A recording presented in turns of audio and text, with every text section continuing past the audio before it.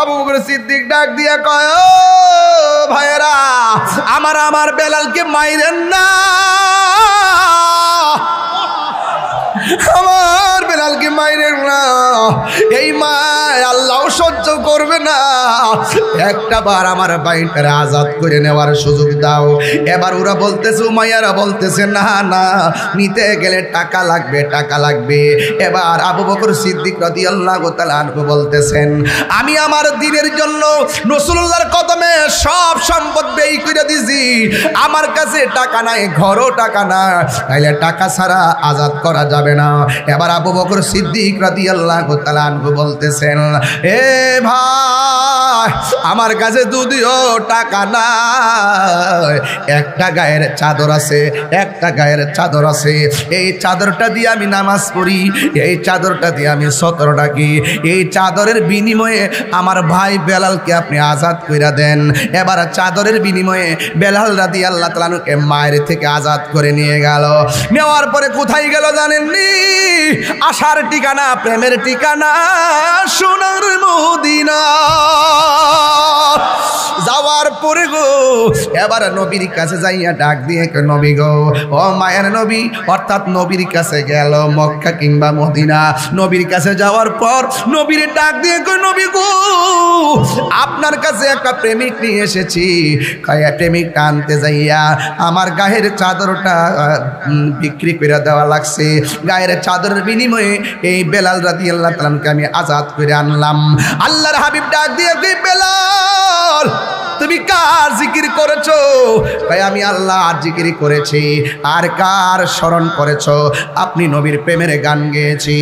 আমার নবী বলে, আবু বকর, তুমি তোমার চাদর দিয়া বেলাল রে আজাদ করলা না, তুমি মনে মনে ভাবতেছো তোমার একটা সম্পদ বুঝি ব্যয় হয়ে গেছে। না রে না, তুমি তো তারে আজাদ করলা না চাদর দিয়া, তুমি একটা জান্নাতের টিকিট লাভ করেছো। দিয়ে বলি, বেলাল, তোমার গায়ের ভিতরে এত ব্যথা, তুমি কি গো আল্লাহ আল্লাহ জিকির করতেছো? আল্লাহ আল্লাহ ক্যা মুবারক নাম হ্যায়, আল্লাহ আল্লাহ মোমেনু কা কাম হ্যায়, মৌত কাসিল কুল্লু নাসিন শারিবুন, কবর বাইতিন কুল্লু নাসিন দাখিলুন। কথা কোন ঠিক কিনা? কবরে যাওয়া লাগবে, মৃত্যুর স্বাদ গ্রহণ করা লাগবে। ও বন্ধুরে আমার নবী, আপনার নবীর সাহাবী আবু বকর সিদ্দিক রাদিয়াল্লাহু তাআলা গেলেন আমার বেলালের কাছে, যায়া ডাক দিয়ে, বেলাল, তোমাকে এমন ভাবে মারে, তোমার জবানের ভিতরে আমি আল্লাহর জিকির দেখতেছি। ও বেলাল, তুমি কার জিকির করো? কই আমি আল্লাহর জিকির করি। তুমি যে আল্লাহর নামটা জোরে জোরে জপতেছো, আমার আল্লাহ শুনে কি শুনে না? বেলাল ডাক দিয়ে কয়, হ্যাঁ শুনে। তুমি যদি আল্লাহকে আস্তে ডাক দাও, আমার আল্লাহ শুনে কি শুনে না? বেলাল রাদিয়াল্লাহু তাআলা আনহু বলেন, হ্যাঁ শুনে। ও বেলাল, কিছুক্ষণের জন্য তুমি নীরবে নীরবে আল্লাহকে ডাকো।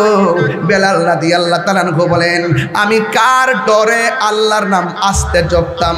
কয়ে তাদের ভয়ে, কারণ তুমি আল্লাহর নাম জোরে জপলে ওরা তোমাকে মারে, এই জন্য তুমি আস্তে আস্তে আমার আল্লাহর জিকির করো। আস্তে বললো আল্লাহ শুনে, জোরে বললেও আল্লাহ শুনে। বেলাল রাদিয়াল্লাহু তাআলা আনহু ডাক দিয়ে কই, ও আবু বকর, এতক্ষণ তারা আমাকে মেরেছে কিন্তু আমি ব্যথা পাই নাই।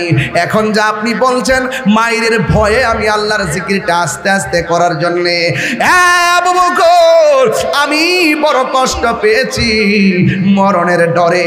আর মায়ের ভয়ে সত্য কথা গোপন করা আল্লাহ পছন্দ করে না। কথা বলেন ঠিক কিনা? আবু বকর, আপনি আমাকে কেন বললেন আল্লাহর জিকির আস্তে করার জন্যে, নবীর নাম আস্তে জপার জন্যে?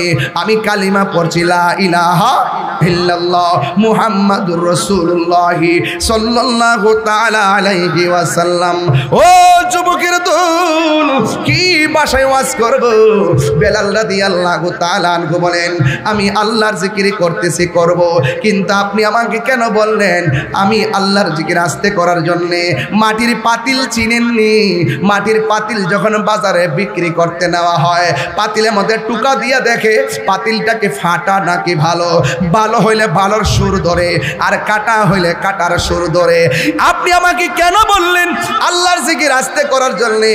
আমি আল্লাহর বাজারে, আল্লাহর প্রেমের বাজারে আমি বিক্রি হইতে এসেছি। ওরা আমার টুকা দিয়া দেখতেছে আমি আমার আল্লাহরে কত ভালোবাসি। আরে হাত তুলে কোন আল্লাহু আকবার, আল্লাহু আকবার।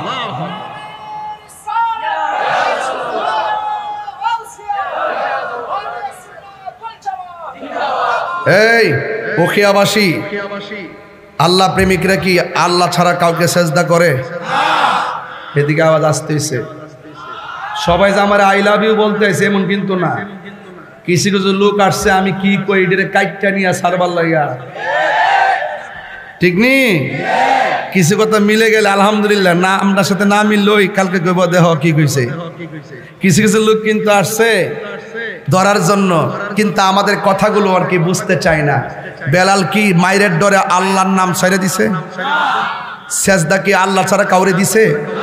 তো সুন্নিরে কি আল্লাহ ছাড়া কাউকে সেজদা করে নাকি? আল্লাহ ছাড়া কাউকে সেজদা করে? আমাদের দেশে মাজার আছে না নাই? মাজার আর কবর কি এক জিনিস? মাজার হয় আল্লাহর ওলিদের, কথা বলেন ঠিক কিনা?